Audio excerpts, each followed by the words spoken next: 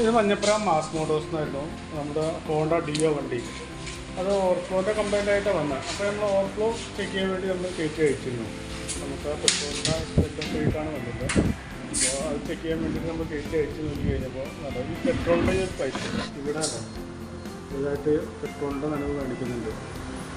ഈ പൈപ്പ് ഇതാ ഇവിടെ അത് പൊട്ടിക്കിടക്കുകയാണ്. ചെറുതായിട്ട് ഈ ഒരു ഭാഗത്ത് കട്ടായി കിടക്കുകയാണ്. അതിൻ്റെ ഒരു ലീക്കാണ് കാണിച്ചിരുന്നത്. പെട്രോളിൻ്റെ ഒരു സ്മെല്ലും അങ്ങനെ കാണിച്ചിരുന്നത്.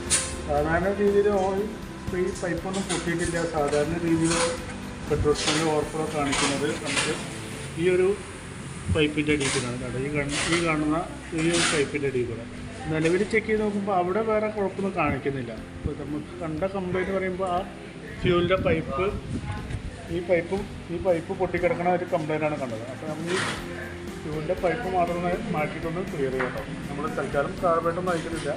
വേറെ കുഴപ്പമൊന്നും കണ്ടില്ല. വേറെ ഉറപ്പുണ്ടായതായ കംപ്ലൈൻറ്റൊന്നും വേറെ കണ്ടിട്ടില്ല. അതുകൊണ്ട് കാർബേറ്റൊന്നും അയക്കുന്നില്ല. ആ പൈപ്പ് മാത്രം ഒന്ന് മാറ്റിയിട്ടൊന്ന് റീസെറ്റ് ആക്കാം. ഓക്കെ.